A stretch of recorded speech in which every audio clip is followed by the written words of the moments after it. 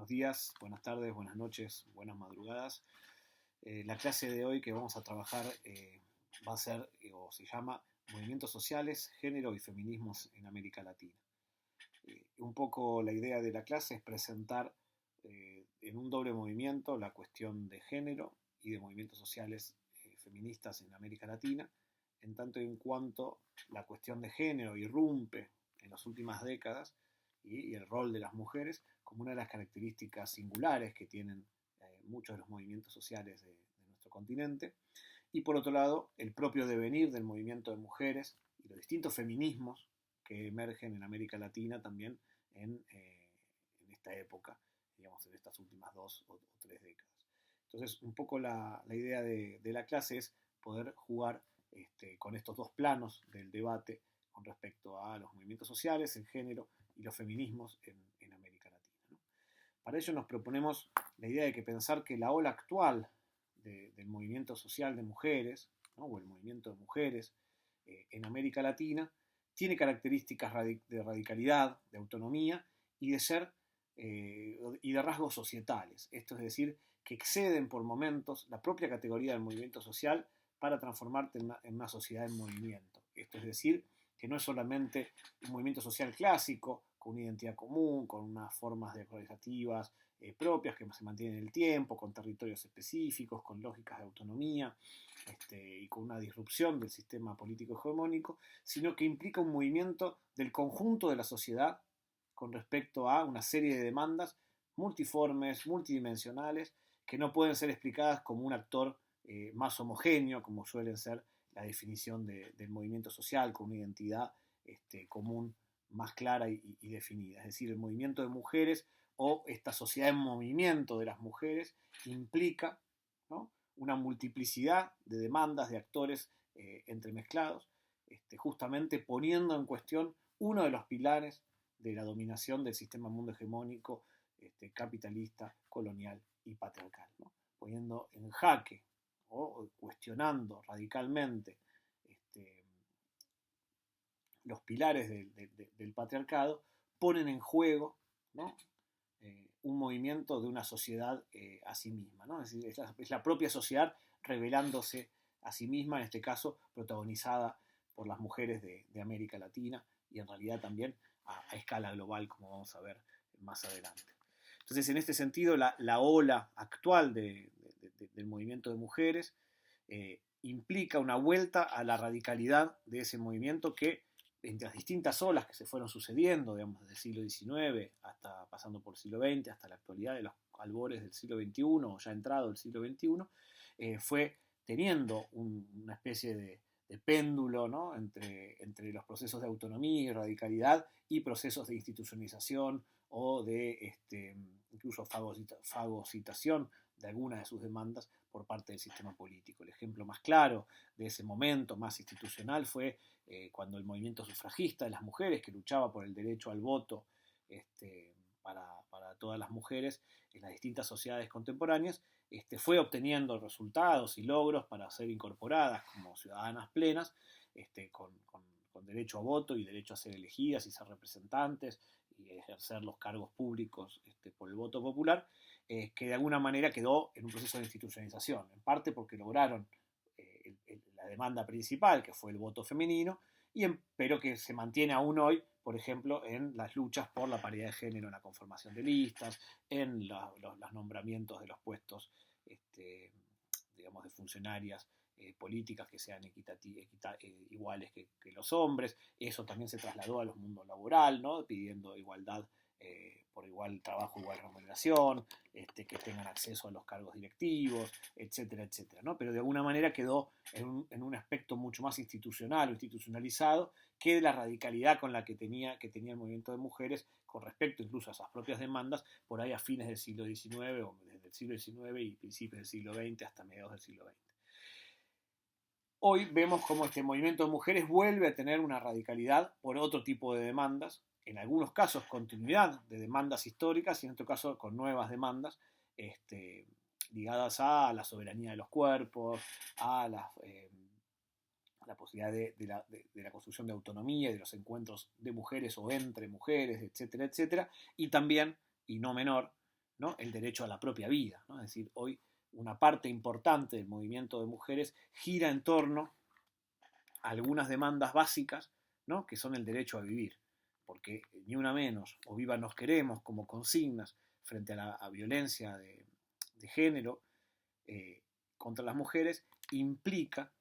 volver a una demanda básica que es nuestra vida importa y no queremos seguir siendo asesinadas, ¿no? Frente al avance de los femicidios, de la violencia de género, de la violencia material, pero también simbólica, que implica la permanencia de un sistema patriarcal que empieza a ser cuestionado cada vez más y poniéndose visible que esas muertes no eran muertes aisladas, sino que eran parte de un fenómeno, de una estructura social que asesina sistemáticamente a mujeres en todo el mundo y en particular en América Latina con una intensidad muy fuerte, puso en jaque, digamos, de alguna manera, esta demanda tan básica que es la demanda de la vida, puso en jaque a la estructura patriarcal y la empezó a hacer tambalear cuestiones que ya igual, obviamente, hubo otras luchas de mujeres que también hicieron tambalear esta estructura patriarcal y transformaron algunos aspectos, pero en este caso vuelve a tener esta capacidad de fuego, esta capacidad de mover las estructuras más profundas y desiguales e injustas de la sociedad contemporánea, justamente en un reclamo tan básico como puede ser vivas nos queremos o ni una menos, ¿no? Esto no surge de la nada, no es un estallido meramente espontáneo, por más que hay hitos y momentos de efervescencia popular, donde la masividad y la masificación del reclamo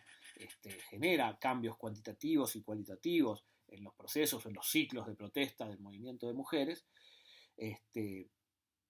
también tiene que ver con distintos momentos que podríamos llamar de latencia o de continuidad más sumergida, no tanto en el espacio público de los movimientos de mujeres que han mantenido redes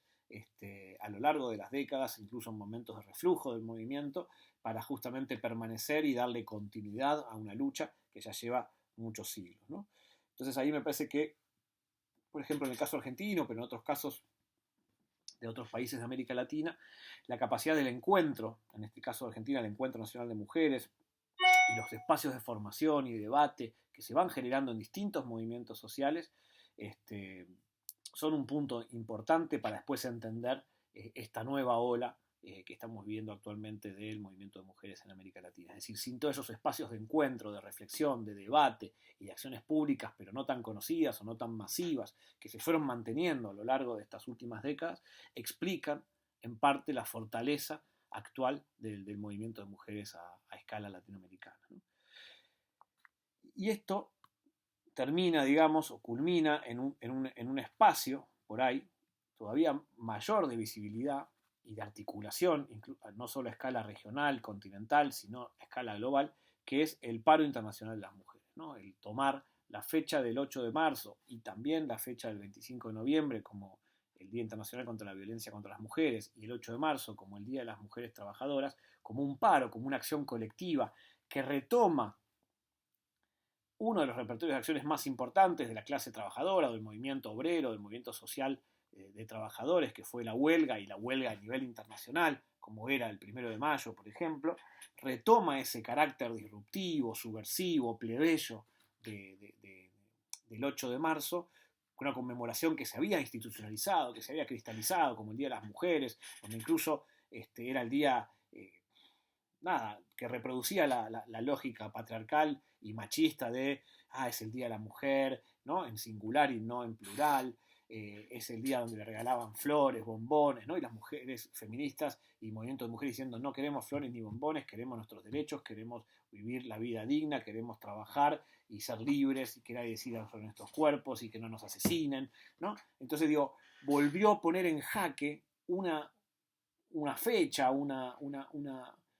demanda, digamos, una lucha que había sido institucionalizada, ¿no? Cristalizada en esa fecha, que en realidad refería a la lucha de las mujeres trabajadoras que habían muerto asesinadas en un incendio intencional en la fábrica en la cual estaban tomando y estaban realizando una huelga en Estados Unidos, y eso que había sido cristalizado, burocratizado, secularizado, institucionalizado esa fecha, se volvió a transformar en una fecha de lucha internacional, de fiesta, de dolor al mismo tiempo,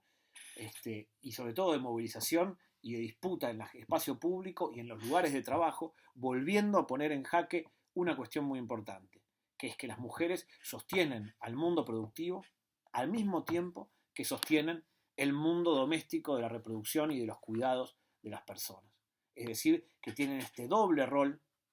de trabajadoras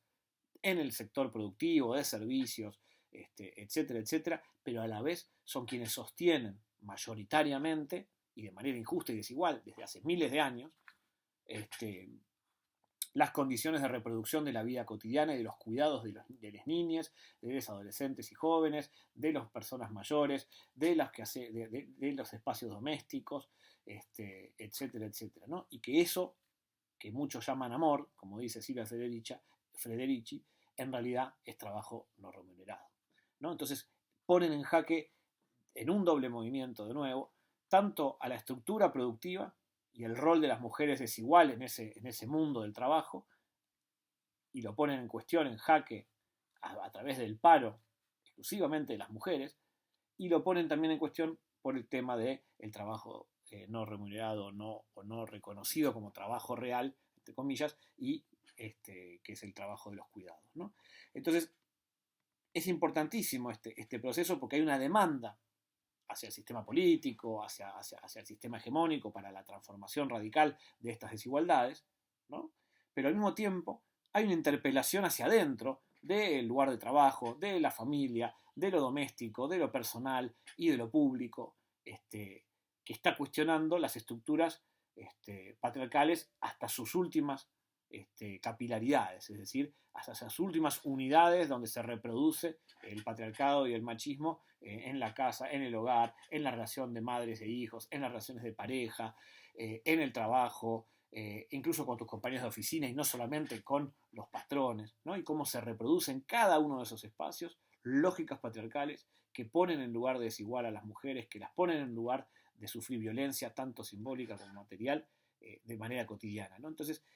por eso genera también tanta disrupción esta resignificación como espacio de lucha, como día de lucha, como un espacio-tiempo de lucha, el 8 de marzo, el 25 de noviembre y otras fechas, en el caso del Ni Una Menos del 3 de junio, que empiezan a visibilizar en esos territorios esporádicos que se toman, que son las calles de las grandes ciudades o los territorios campesinos, indígenas, donde se visibilizan la irrupción de la marea verde y violeta de las mujeres poniendo sus cuerpos en las calles, protestando por todas sus demandas, a la vez que cuestiona las relaciones cotidianas de la reproducción del patriarcado, ¿no? Y nos pone en cuestión a los hombres, a los varones,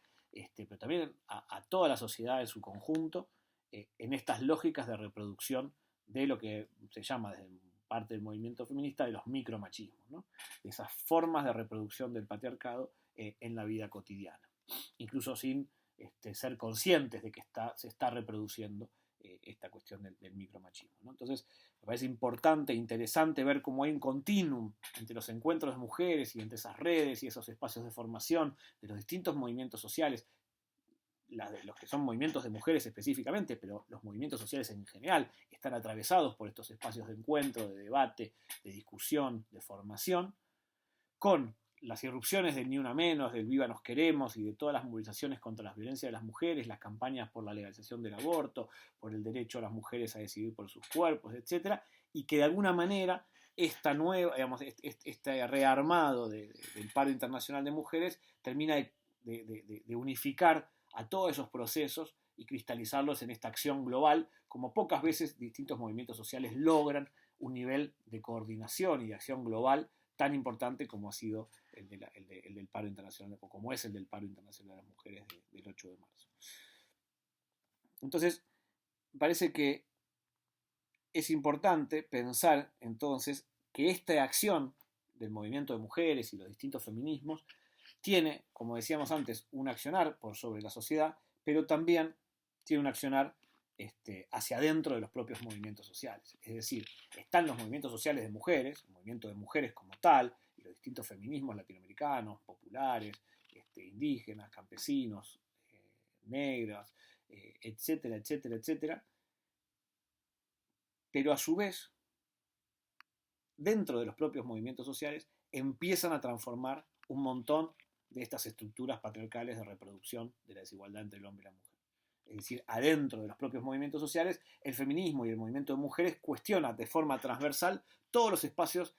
de deliberación colectiva, de producción colectiva, de territorialización de los propios movimientos sociales, etcétera, donde empiezan a cuestionar por qué se reproducen en cada uno de esos ámbitos del movimiento social, tanto en interno como en el espacio público, estas desigualdades. Porque efectivamente, si los movimientos sociales de mujeres tienen la mitad o más de su base social mujeres, sus referentes suelen ser el 80, el 90, el 70% hombres que salen a hablar públicamente de parte del movimiento, cuando en realidad el movimiento es mucho más diverso, ¿no? Ese es un ejemplo, por ejemplo, de los cuestionamientos que se empiezan a dar desde los años 90 hasta hoy, cada vez con más fuerza, ¿no? Después, obviamente, las denuncias del machismo, de la violencia de género o sexual que se dan y se reproducen también dentro de distintos movimientos sociales latinoamericanos a escala global y que empiezan a ser cuestionados, ¿no? El aprendizaje mutuo que tienen que hacer mujeres y hombres en los movimientos sociales para poder transformar esas relaciones micromachistas o macromachistas muchas veces que se reproducen adentro del movimiento social. Cómo conseguir y construir espacios entre mujeres, también dentro de un movimiento social que no es necesariamente solo de mujeres, sino que tiene hombres y mujeres, y las mujeres necesitan también ese espacio para estar entre ellas y poder conversar y que salgan todas esas sentires y vivencias que no pueden expresarse cuando están los hombres o cuando estamos los hombres. Y entonces todo eso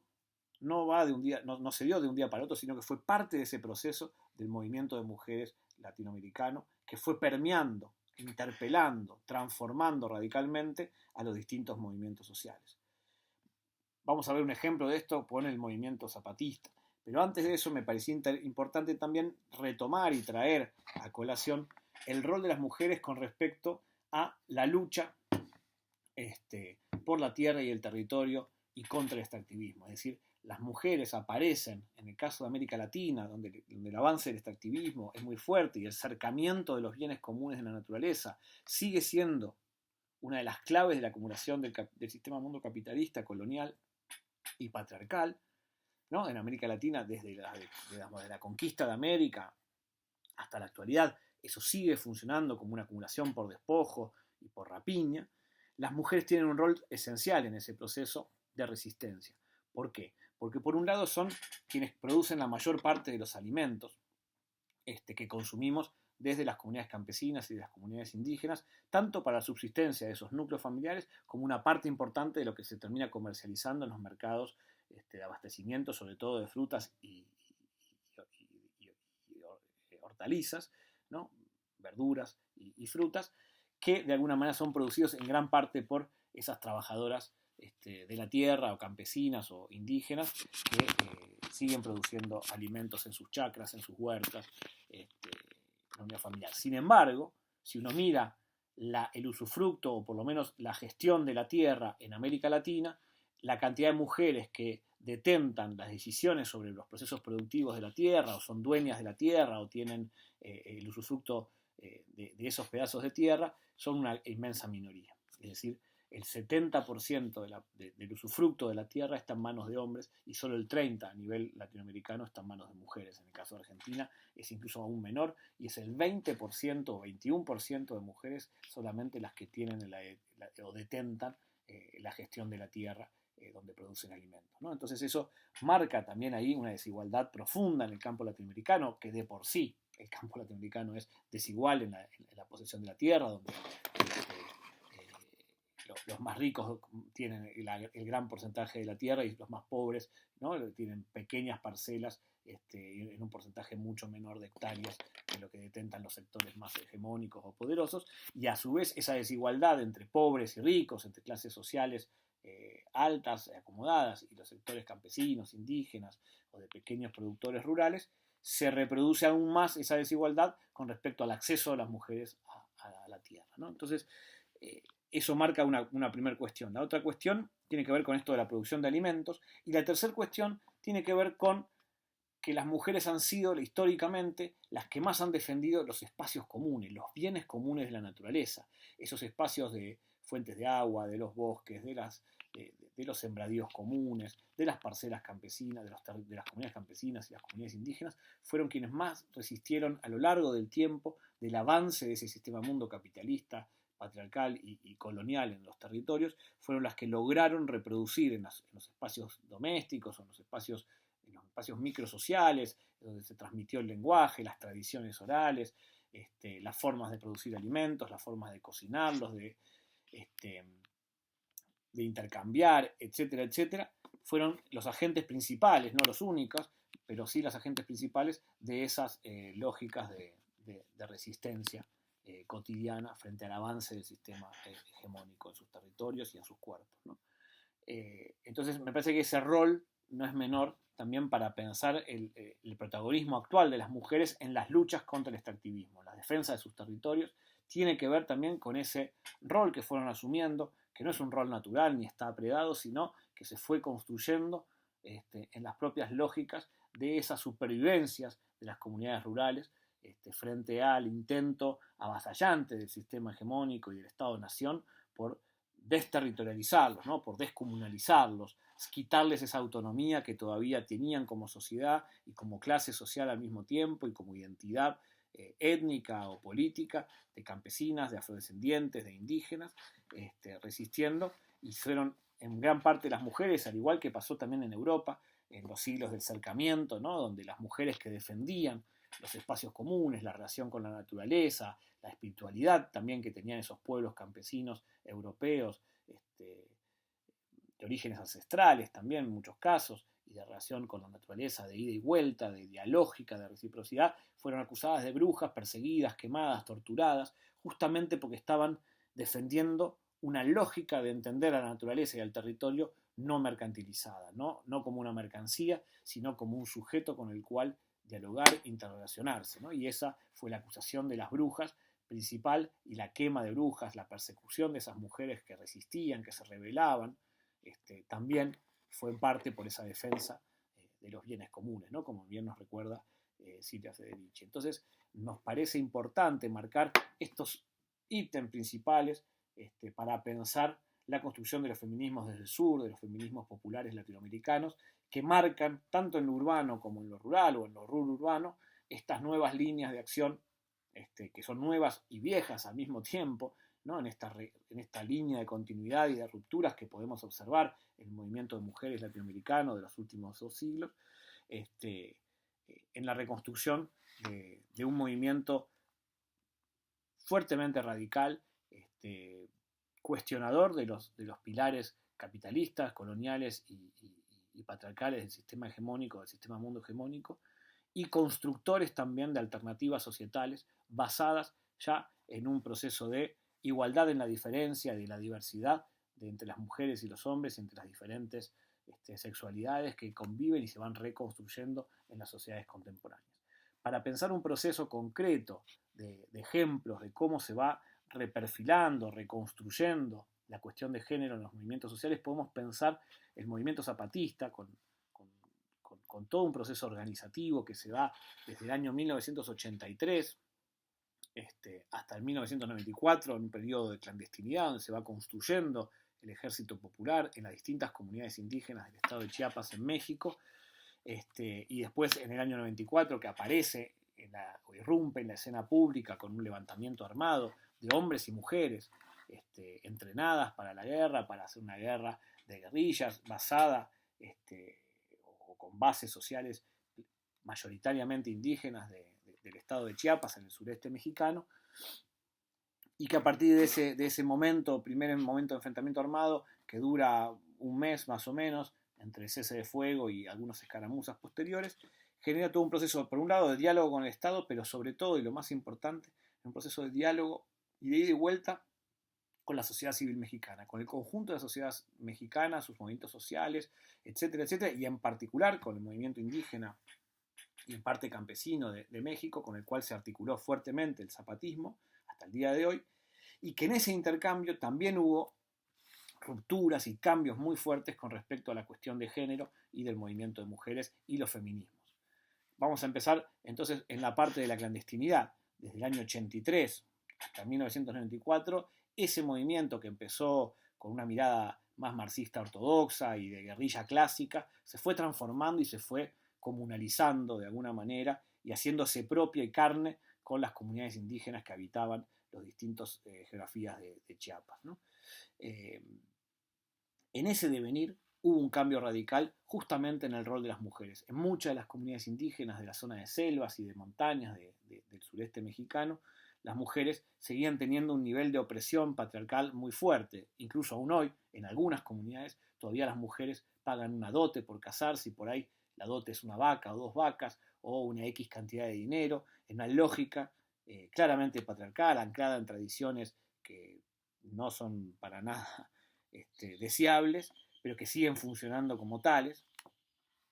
Y en ese marco empieza una transformación radical del rol de las mujeres dentro de la organización y dentro de las comunidades, dentro del Ejército Zapatista de Liberación Nacional por un lado y también dentro de las comunidades. Muchas de las mujeres que se hacían milicianas o insurgentas y que entraban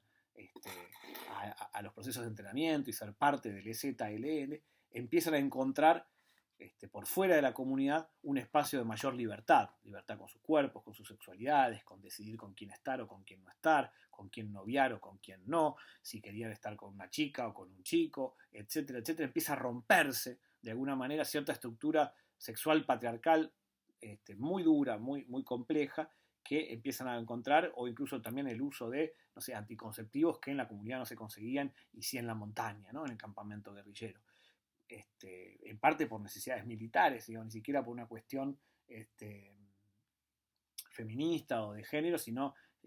cualquier compañera o que quedara embarazada era un elemento menos a conformar parte del ejército. Entonces los anticonceptivos eran necesarios para eso y después terminan siendo una herramienta de liberación, ¿no? Y esto es muy interesante como se va dando ese proceso. Todo ese proceso de cambio que se da entre la montaña, para llamarlo de alguna manera, como el territorio donde están las guerrillas y las comunidades, en las cañadas, en las zonas de valle, en las zonas pobladas, en ese ida y vuelta empieza una transformación de esas mujeres que van y vienen de la comunidad a la montaña, pero también de las mujeres que están en la comunidad y escuchan esas experiencias de esas mujeres que se van liberando y empieza a generarse un cuestionamiento, un pequeño contradiscurso, contrarrelato de lo que debería ser el rol de las mujeres en las comunidades y en la vida cotidiana, que empieza a transformar desde abajo gran parte de ese sentido común que estaba muy instalado en las comunidades indígenas de Chiapas, ¿no? Y esto genera la primera revolución del EZLN, como la llaman a veces sus protagonistas, que es en 1992, 2 años antes de la irrupción pública del EZLN, se termina de conformar lo que se va a llamar la Ley Revolucionaria de las Mujeres. Es decir, que dentro de la organización las mujeres hacen una revolución y logran una ley revolucionaria de las mujeres donde le otorgan un montón de derechos a las mujeres y de igualdad, en pie de igualdad con los hombres, por ejemplo, para poder mandar y ser mandos operativos militares dentro del ZLN, para impedir la violencia de género y castigar la violencia de cualquier tipo de violencia frente a las mujeres en las comunidades y en el ZLN, para garantizarle el acceso a la educación, a la salud, a los espacios de decisión y de referencia dentro de las comunidades y participación plena en las asambleas comunitarias a las mujeres. Bueno, una diversidad de leyes que en el año 92 eran muy, muy, muy, valga la redundancia, revolucionarias para la época en las comunidades indígenas de México y de América Latina, y que implican también un cambio sustancial en la lógica propia organizativa de las comunidades y del propio EZLN. Esto es lo que ellas llaman justamente la primera revolución zapatista, ¿no? La revolución de las mujeres. Ese mismo proceso, cuando sale a la luz pública el EZLN, ese tipo de acuerdos políticos a los que llegaron el ejército zapatista, no sin debates, no sin problemas, no sin tensiones, no sin conflictos, porque todo eso generó muchos conflictos, sobre todo con los hombres que empezaban a perder privilegios dentro de la organización y dentro de la comunidad, empezó a confrontarse con otros feminismos y con otros movimientos de mujeres de todo México y de todo el mundo que llegaron a la selva lacandona, llegaron a las montañas de Chiapas a conocer esa experiencia y esas zapatistas, esas mujeres zapatistas empezaron a intercambiar también con esas otras mujeres de México, de América Latina, de África, de Asia, de Europa, de Oceanía, donde empezó a haber un intercambio y también empezó a haber debates, conflictos, malos entendidos, ¿no? Los feminismos urbanos frente a los feminismos rurales, los feminismos blancos con los feminismos indígenas, los feminismos de clases medias con las clases populares, es decir, una conjunción de movimientos que fueron digamos, regenerando también las propias luchas de las mujeres zapatistas, que no se definen a sí mismas como feministas, sino como mujeres zapatistas, que luchan contra el patriarcado y que construyen su forma de ser mujeres y zapatistas al mismo tiempo, muy a su modo, ¿no? Y que dicen a las feministas urbanas, bueno, nosotros no vamos a asumir todo lo que ustedes nos digan como que es lo que está bien, no pretendemos que tampoco ustedes asuman todo lo que nosotros decimos, pero sí nos interesa intercambiar, ¿no? Entonces el zapatismo fue transformando y fue radicalizando aún más estas cuestiones ligadas a la lucha de las mujeres por la igualdad y al mismo tiempo por la diversidad, para llegar a lo que hoy fue, digamos, en los últimos años, toda una invitación a un encuentro internacional de mujeres en Chiapas, que ya se hicieron durante 2 años y el año 2020 no se pudo hacer justamente por la pandemia, que generó un encuentro a nivel internacional muy importante, tanto para las comunidades y para el propio Ejército Zapatista de Liberación Nacional, como para todas aquellas mujeres y organizaciones que participaron de todos los continentes y de distintos rincones de la Tierra, para generar justamente esto que Raquel Gutiérrez plantea como la posibilidad de estar entre mujeres, ¿no? La posibilidad de pensarse,